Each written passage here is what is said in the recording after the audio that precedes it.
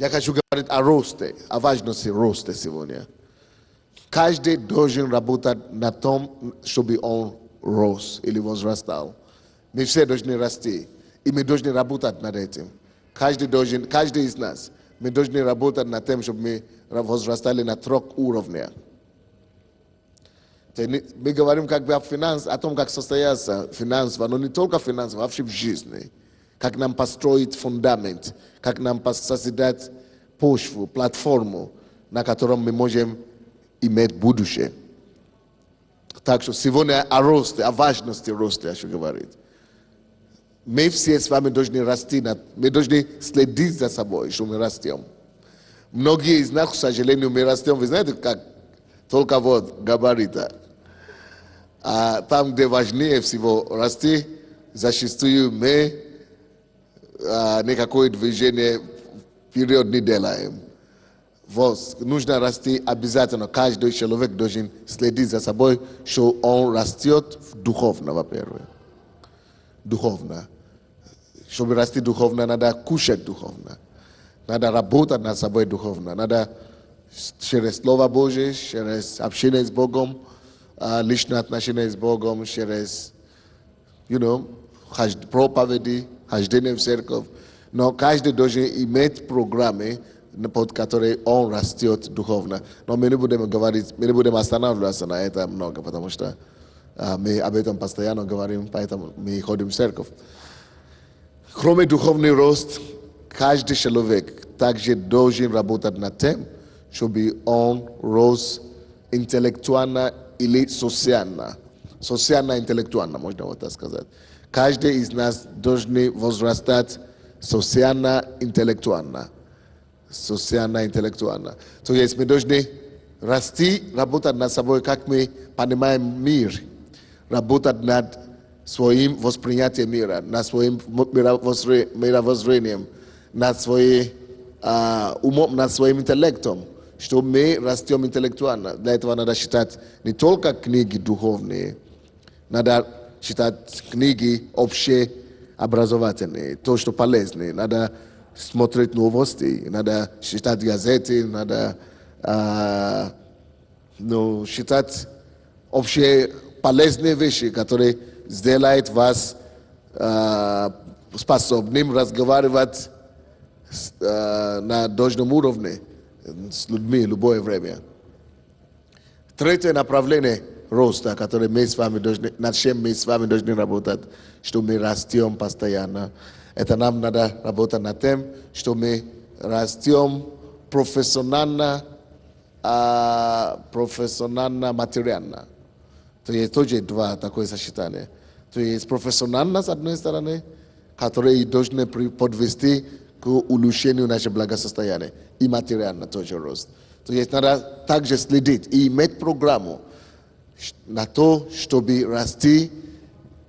Если вы специалист, если вы работаете, если вы имеете призвание, чтобы расти в этом направлении. Если вы врач, надо работать, чтобы расти, чтобы было то, что мы называем повышение квалификации. Если вы учитель, если вы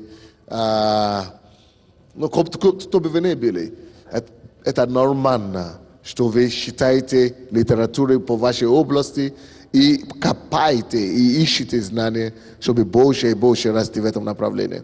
Но не только материально, но видите, я сказал материально, профессионально-материально. То есть не только профессионально надо расти, надо сочетать с этим и материальное благополучие.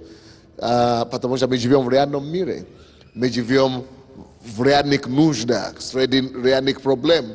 И это одно дело расти профессионально, но если это не приводит к тому, чтобы улучшить наше благосостояние, то надо нам начинать обучать себя и работать над собой, чтобы параллельно расти и материально.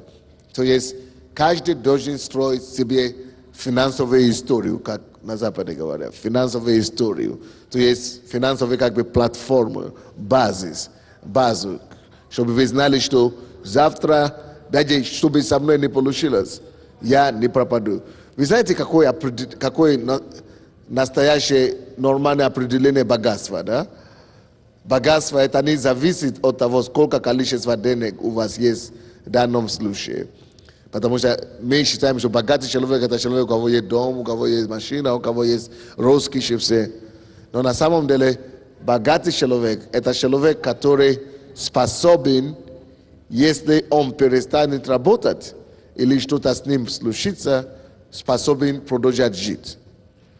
Вот, насколько вы богаты, это насколько вы сможете продолжать жить, если вы сегодня не будете ни проповедовать, ни работать, ни ездить никуда. Вот сколько вы проживете? Месяц? 2, полгода, год.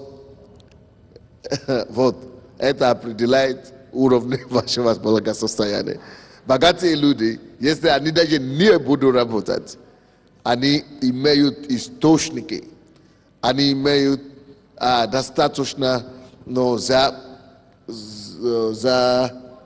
утвержден, то есть какие-то забитые источники, такие, которые они уже, как мы говорим слово, они уже себе утвердили, они уже установили такие конкретные источники, которые приносят им доходы, несмотря на то, что они работают или не работают.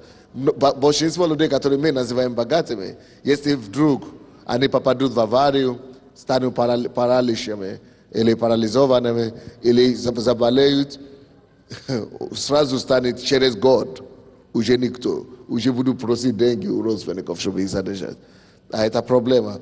То есть, поэтому нужно развивать. И надо работать над собой, чтобы мы были финансово грамотны, и чтобы мы были в состоянии строить свое финансовое будущее.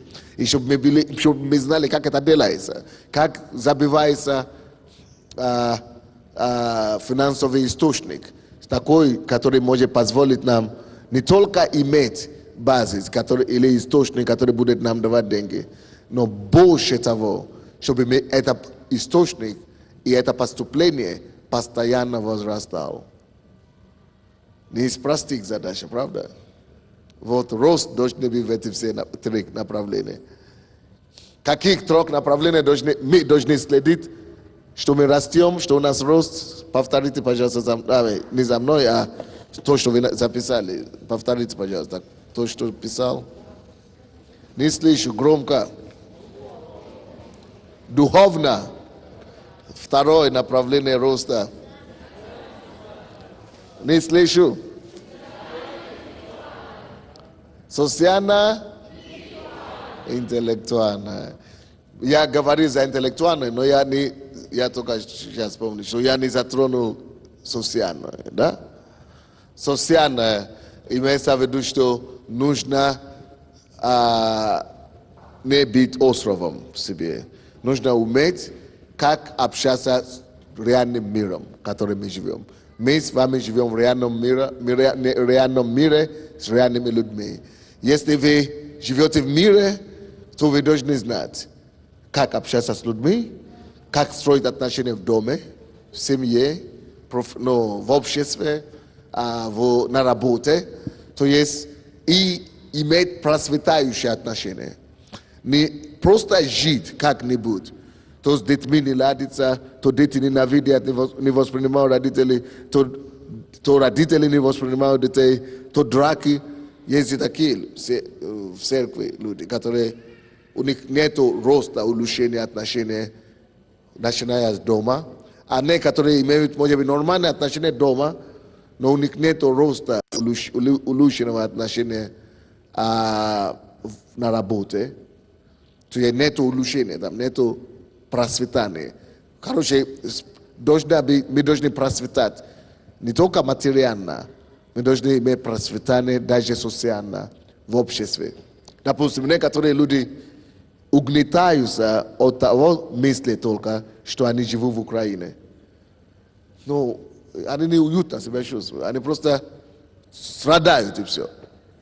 Потому что они не процветают, у них нет процветания социально. Или некоторые люди идут на работу, но не воспринимают людей на работу, они страдают. Но не получается, нет процветания на работе. Вот, а для того, чтобы было процветание на работе, нужно над этим работать. Нужно работать над тем, надо уметь общаться с людьми. нужно работать над собой, чтобы навыки получить.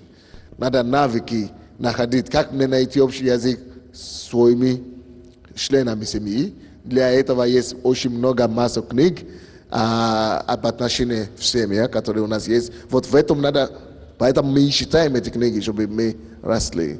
А некоторые люди имеют плохое отношение с братьями и сестрами. Вообще, кроме них, все плохие. Значит, у тебя проблема. Значит, у тебя, ты социально не приспособленный элемент, или как говорят. Человек, ты просто весь социально не приспособленный. А надо, чтобы уметь быть социально приспособленным. Некоторые общаются социально, общаются, но есть разные, как вам сказать, результат или разные плодов общения. Тут, может быть, вы подумаете, какой ваша жизнь, социально ваша жизнь дает плод или нет? Или какой плод ваша жизнь дает социально? Ваша жизнь дает положительный плод. После общения с вами, короче, как люди себя чувствуют. Классно, на крылья летают, только потому что с вами пообщались. Или наоборот, как только что с вами пообщались, люди все от вас отходят плачущими, со слезами. Это тоже говорит о том, насколько мы способны, насколько мы имеем процветание в социальной сфере нашей жизни. Есть некоторые, которые сами несчастливы от своих взаимоотношений с внешним миром, а есть некоторые, которые ожидают, чтобы все, весь мир вращался вокруг них, которые делают все других несчастливыми. Это и то, и другой провал, то есть не имеют роста и не имеют процветания. Но когда ты сам счастлив от твоих взаимоотношений с людьми, потому что ты навык, в принципе, любви усвоил, в принципе, взаимоотношения усвоил. На работе, в обществе и в той стране, государстве, где ты живешь. Так, и когда ты сам счастлив, и когда ты еще приносишь пользу, служишь и даешь людям, и люди тоже счастливы от того, что они с тобой общаются, счастливый человек. Можно жить, можно улыбаться, можно лететь 22 часа, как я. 22 часа с вчерашнего дня лечу. Уже даже больше сейчас, сейчас уже 36 часов, как я на ногах. И все равно уметь улыбаться, все равно быть, еще стоять на ноги. То есть все возможно. То есть вот в эти трех направлениях нужно работать, чтобы третий, какое третье направление, которое надо работать, которое надо расти? Профессионально, материально, по-моему, я и то, и другое но касался. Слушайте, нам нужно расти, а если мы растем не вниз, а вверх, если мы растем к прибавлению в эти все направления, тогда мы говорим, что у нас есть процветание, мы благополучно процветаемся, мы живем благополучно, мы процветаем, мы растем, мы наслаждаемся жизнью. Это не обязательно, что у нас уже все хорошо, что я уже миллионер. Я не миллионер еще, да? Вы не миллионер еще, может быть. Но если есть задатки, и если есть хорошие основы, на то, что, если я уже об этом не только думаю, если я уже над этим работаю, социально, допустим, профессионально, материально, чтобы там было хорошо, чтобы постоянно у меня был подъем, пускай будет медленный подъем, пускай будет постепенный подъем, но то, что я не только задумался об этом, но поставил систему, конвейер, и что эта система работает на меня, и постоянно поднимаюсь профессионально, а потом поставить систему материально свою жизнь, поставить свою жизнь над конвейером, разработать систему. А как это делать? Наверное, кто-то спрашивает, как разработать систему, чтобы моя жизнь постоянно развивалась материально-финансово. Я уже эти лекции считаю 3 месяца. И я как раз это очень много говорил об этом. Я даже специально поставил здесь у нас в церкви пастора, который должен помочь любому члену церкви, пастор Геннадий, что кто хочет поставить на ноги свою финансовую, материально-финансовую жизнь, чтобы он подошел, чтобы тот давал консультации. Если у вас есть что продавать, хорошо. Если нет, что продавать, чтобы начинать бизнес, все равно вам подскажут, что у вас есть. Если ради ничего нету, все равно вам скажут, как начинать, как вы можете начинать строить свою материально-финансовую жизнь. Или же можно брать все эти кассеты, которые я уже читал по всем четвергам, и слушать их, и начинать знать, что да, есть возможности, есть перспективы, можно начинать строить. Мы говорили, если у вас даже $200 есть, даже если нету $200, можно, есть пути, как дойти до того, чтобы у вас было $200. Мы это все уже прошли, я не буду повторяться. Хорошо? Но я просто хочу говорить именно о необходимости, о важности того, что мы постоянно растем. То есть вот самое важное, что это есть такая необходимость. Чтобы у вас была разработанная личная для себя программа для своей жизни, что я хочу постоянно расти. И для этого у меня вот это поставлено, чтобы меня привело через 10 лет к такому результату. Или через год, или через 2 к такому результату. А тут я поставил себе в такой системе, что я буду постоянно расти, и через год я буду на таком месте. Через 5 лет на таком, через 2 года, через 10 лет. Это если профессионально, материально. А если мы возьмем социально, как я сказал, социально-интеллектуально, какие книги я читаю, как я общаюсь с людьми, как я развиваю себя, тоже, чтобы я всегда полезный обществу. Я всегда есть благословение для людей. И самое главное, я сам не в депрессии. Я живу, расту и наслаждаюсь жизнью. И другим еще благословляю и поощряю другим жить. Потрясающая вещь. Но надо систему. Если вы не поставите себе систему, чтобы расти интеллектуально, социально или социально-интеллектуально, если вы не будете работать над этим, скажу вам, год первый, когда вы идете в церковь, у вас будет автоматически процветание, потому что это благодать делает, Дух Святой делает автоматически. Вы приходите, все, класс, я всех люблю, хочется читать, читаю, все, класс, хочется жить, то есть социально, класс. Я счастлив, я хожу в церковь, бегу в церковь. Интеллектуально, на работу спешу, расту, поток силы есть. Это в начале. Но если вы хотите знать реальность заключается в том, что есть такое понятие, как сгорание, или как так сказать. То есть это естественный процесс, это естественный отбой, или как сказать, естественный показатель. Вы через полгода или через год, все, вы уже привыкли ходить в церковь, уже все знакомо, уже все знаю. Вот теперь что? Благодать уже... Почему благодать уходит? Не уходит, но благодать не такой, не настолько, как было в начале. Почему? Бог хочет, чтобы ты строил. Бог говорил, кто слышит мои слова, тот подобен человеку, благоразумному, который строит свою жизнь на камне. То есть Бог ожидает, чтобы сначала благодать несет нас, просто носит, все наслаждается. Но приходит время, когда нужно начинать, очнулся, строить, созидать свою жизнь, кирпич на кирпич, камни на камни, строить, созидать. А чтобы созидать, надо уже самому прилагать усилия.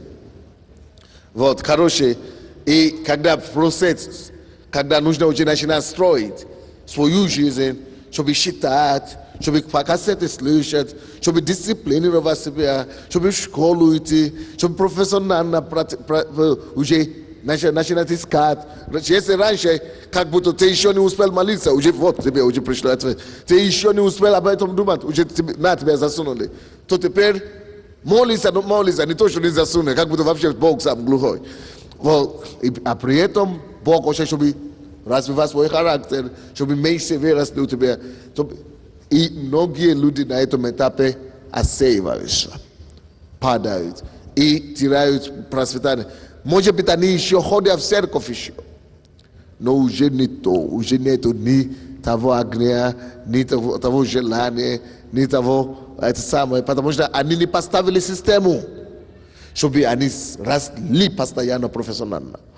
Что я буду каждые полгода в профессиональном плане, допустим, ходить повышение квалификации, допустим, или читать новые книги, или, допустим, искать по интернету материалы, или идти на консультации, или идти слушать лекции, не знаю. Вы должны разработать для себя, как я буду расти профессионально постоянно. То же самое на плане социальном.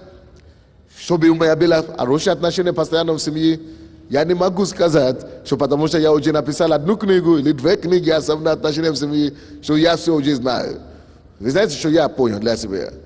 Тем больше я живу в семье, тем больше я начинаю понимать, что каждый день надо еще больше изучать, надо еще больше почитать, надо еще больше утверждать.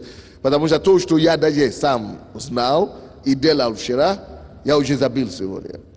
То, что я знал завтра, что я должен делать, не хочешь, или где-то плод берет свое. Я должен сам себе выжигать и загорать, и себя сам читал свою книгу, которую я сам писал, и учусь опять.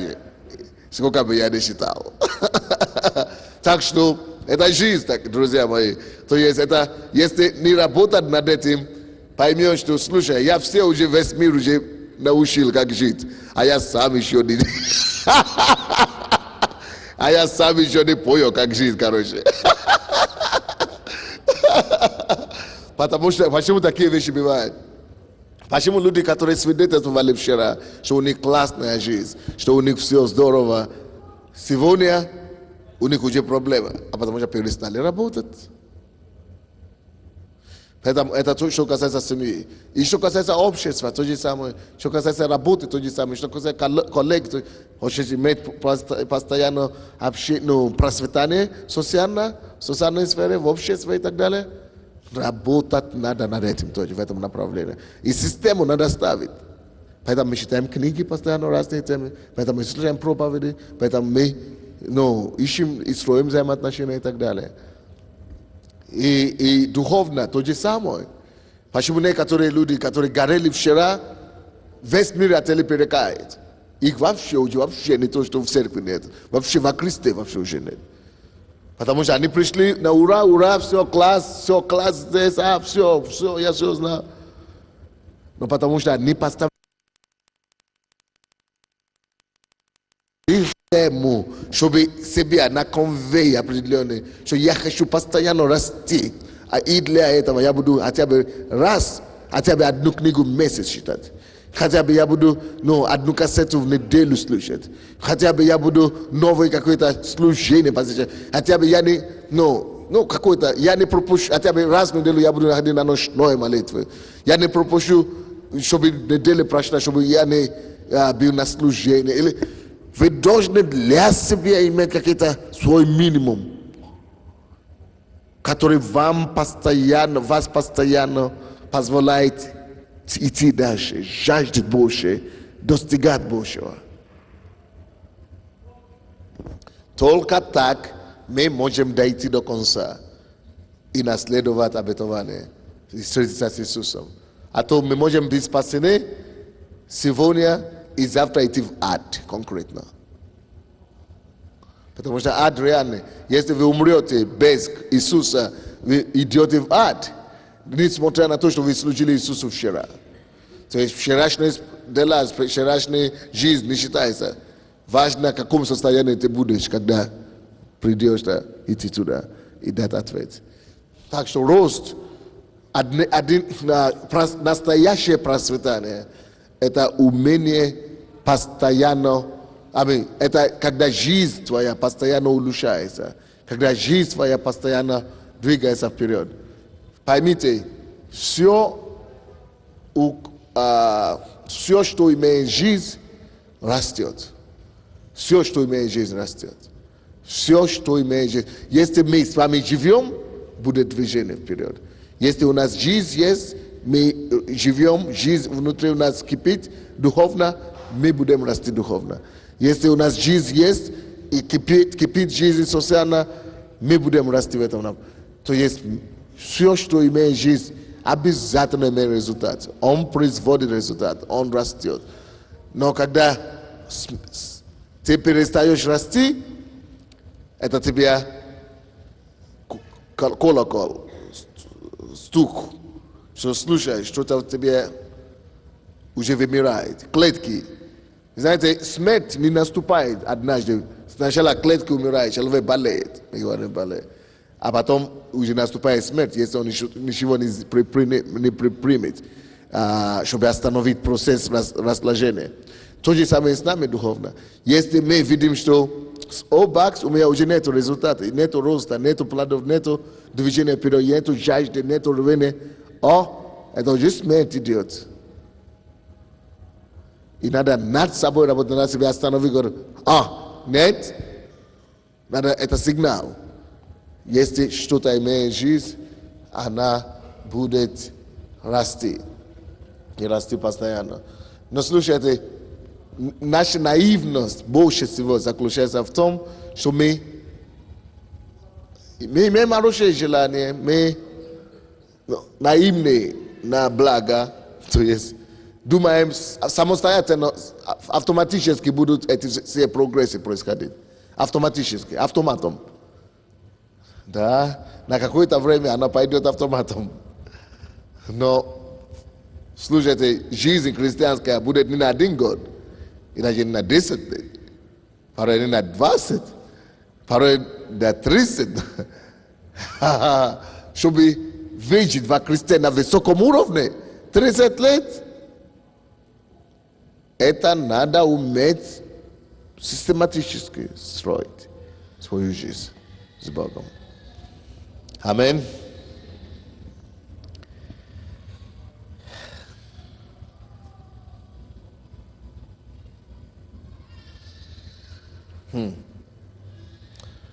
Есть 2 фактора, которые могут давать рост. Я уже упомянул чуть-чуть, но я более конкретно хочу говорить о росте. Рост может, на рост может повлиять как духовный фактор, так и естественный фактор. То есть рост и процветание, духовный фактор, это когда благодать. Мы говорим благодать. Я молюсь, благодать приходит. Это хорошо, это духовный фактор. Бог помогает. Помазание приходит. Или мы приходим в церковь, пастор накачал нас, проповедовал, слово пришло за счет него, за счет его роста. Мы получаем вдохновение, мы получаем дух, мы получаем... И мы можем на этом жить, на этом протянуться за счет духовного это самое. Но заметьте, то, что вы должны заметить себе, это то, что рост, который приходит от духа, его нужно уметь сохранить, поддержать через естественные механизмы. Допустим, когда я здесь в церкви, прославление, все классно, все здорово, я на высоте. Но когда я выхожу из церкви, в метро, в трамвай или в машину, совсем другая ситуация. А как, если, я помню, когда я только покаялся, я вижу, выхожу из церкви, все наоборот, тяжело. Я себе купил Walkman, как это Walkman, плеер. Купил себе плеер, когда я был молодым студентом был. Я постоянно с плеером ходил. Я себе проповедь качаю, люди все говорят, они все что-то метро, а я плеером. И плеер не какой-то Майкл Джексон или кто. Нет, проповеди, прославление и так далее. Почему? Что происходит? Чтобы я не падал, и с того наверх, завтра внизу, я поддерживал себя. И дома тоже у меня был магнитофон намного лучше было. А когда были ситуации, когда у меня не было магнитофона, или, допустим, был магнитофон, но не было ни христианской музыки, ни христианской проповеди, ничего. Очень было тяжело поддерживать того уровня. Сам по себе тяжело поддерживать. Или когда у вас машина есть, вы выходите из церкви, включаете, то есть это уже механизм, как вы можете поддерживать присутствие и рост. И есть разные физические вещи, которые вы можете делать, которые могут поддерживать рост. Допустим, давайте возьмем финансово материально, или как мы говорим, профессионально материально. Профессионально материально, да? Давайте возьмем профессионально материально рост. Допустим, мы все бизнесмены, или мы все хотим процветания, не мы все бизнесмены, но мы все хотим, чтобы Бог благословил. И мы приходим в церковь, молимся, это может действовать на рост, помазание. Мы молимся, Господь, благослови, Господь, благослови это бизнес. Бог может действительно дать благословение клиентов, идей и так далее. То есть духовный фактор влияет на рост. И мы не можем от этого отрицать. Но после того, как мы помолились здесь, потому что многие из нас зачастую на этом останавливаемся. Они только и полагаются на то, что они молятся. Я же молился. Все Бог делает. Я верю, Бог делает чудо. Я обязательно верю. Но что толку, что ты веришь? Ты можешь молиться миллион лет здесь. Если ты не пойдешь на работу, ты загнешь там в квартире и в кровати.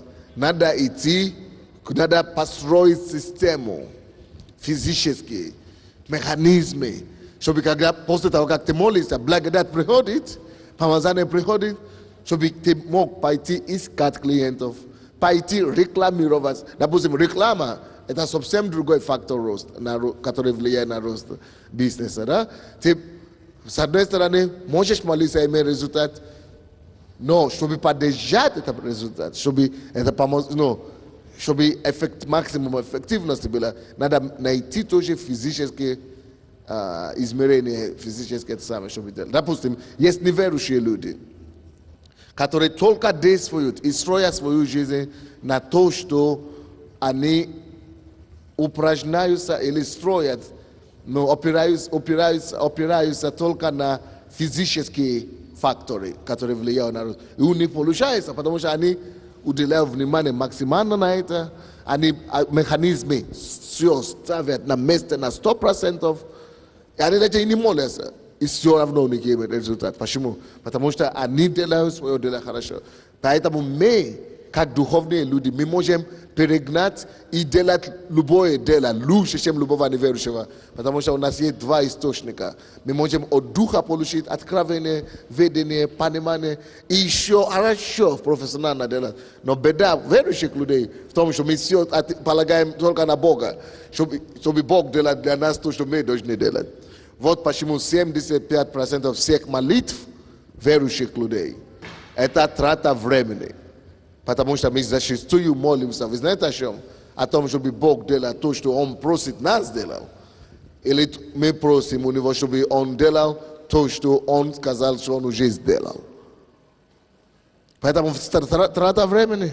Но если мы будем молиться и идти делать руками своими, тогда, конечно, мы имеем большие шансы, чтобы постоянно иметь рост и процветание. Следующее, что я могу вам сказать о росте, это то, что настоящий рост начинается не внешне, не снаружи, а изнутри. Допустим, когда мы видим, что человек полный, или человек растет и толстеет, мы часто думаем, чего он толстый, чего он становится толстым. Мы видим физические проявления. Но на самом деле, это вот жир, который набран, сначала был кушан, съеден, она как-то поглощена была где-то.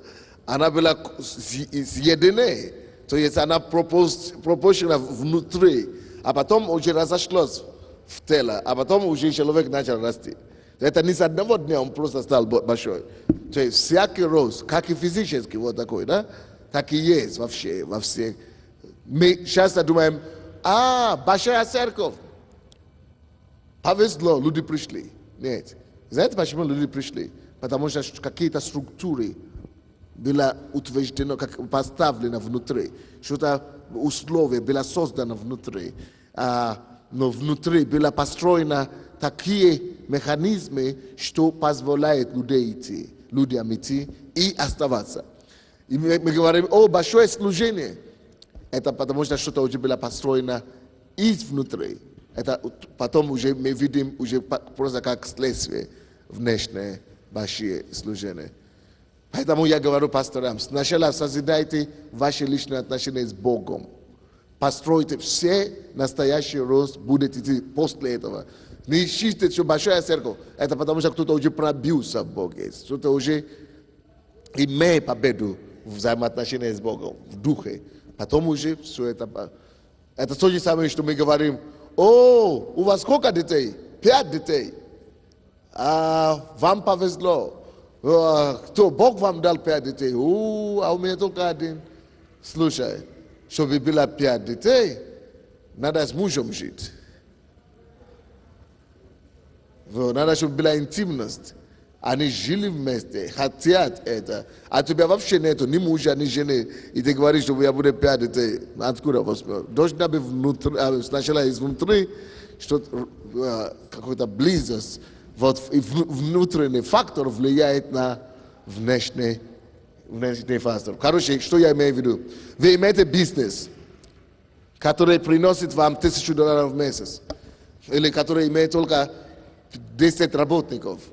И вы хотите, чтобы этот бизнес рос, и чтобы оно начало принести вас $100,000 в месяц.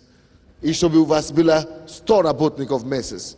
Вам надо начинать из процесса расширения, роста, не набирая людей, нет, а из того состава, который у вас есть.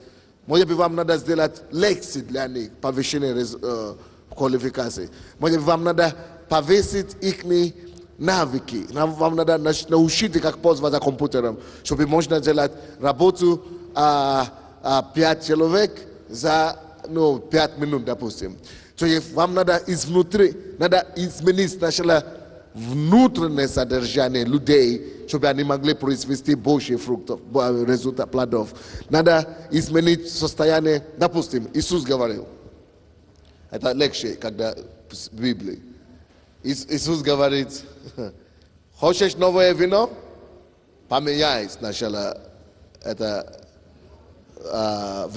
бутылку. Мехи. Поменяй мехи. Сначала надо разлить старое. Расширь мехи. Или возьми больше мехи. Тогда только будет у тебя новое вино. Ты не можешь пить, пока ты его не наполнишь. То есть Иисус говорит, допустим, в этом же месте он говорит за вино и говорит, не то, что человек кушает, оскверняет его, а то, что изнутри его видит, оскверняет. Слова, мысли и так далее. То есть надо менять людей внутри. Вот здесь, короче, суть в чем. Хочешь, чтобы у тебя был больше результатов внешне, сначала поменяй твое содержимое внутри, старое вино, выкини старое вино. Расширь себя сначала, сделай себе, мехи, ты есть мех. Сделай свои мехи шире сначала, чтобы была способна принимать потом все новое, что будет. Знания новые приобретай, мудрости новые приобретай, навыки новые приобретай. Итак, рост, настоящий рост начинается именно внутри, а не снаружи.